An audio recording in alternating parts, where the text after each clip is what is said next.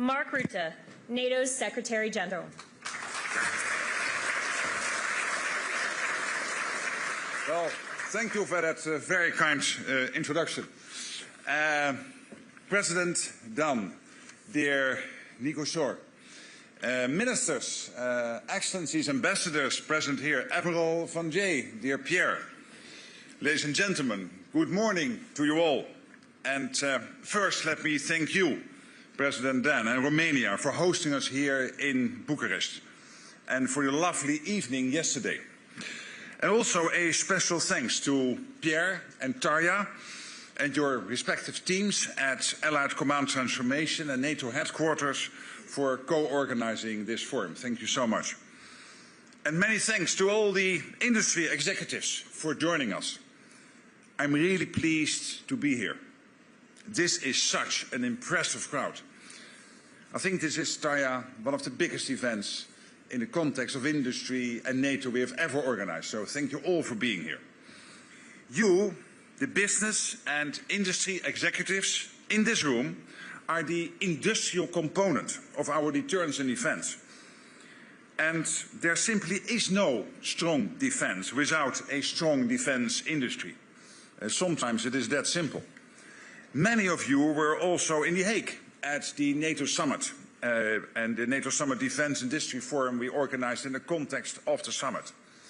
I believe the whole summit in The Hague, including what we organized in the context of industry, was historic, it was successful, and we took important decisions to make NATO much stronger. And the President already mentioned a few of them.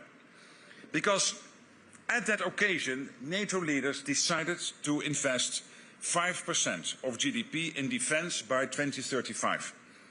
5%. And we all know that's serious money. That's serious spending. But it is what we need to stay safe. As part of this, leaders agreed to buy more defense capabilities, including jets, tanks, ships, but also drones, ammunition, cyber, and space capabilities. We are now turning these decisions into action. And for this, we need you. The open dialogue between NATO and industry will be essential as we deliver on these commitments. We are making progress. You could even say we are making good progress.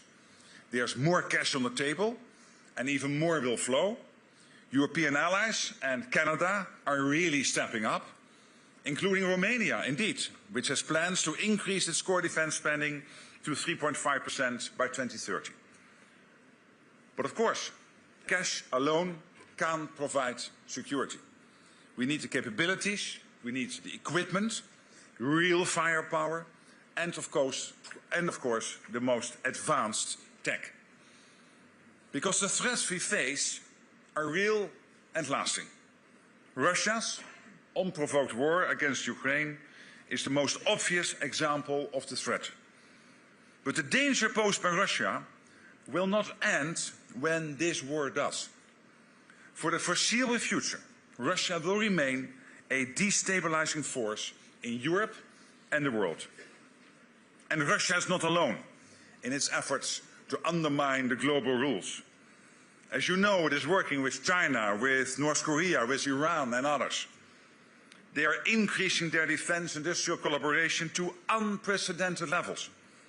They are preparing for long-term confrontation. We cannot be naive. We must be prepared. President Roosevelt famously said that powerful enemies must be outfought and outproduced. And that was in 1942. And the same can be said today. We call it peace through strength. And NATO will do its part, and we need industry to do yours. I'm confident that together we have what it takes to outgun, outproduce and outsmart those that seek to harm or diminish us.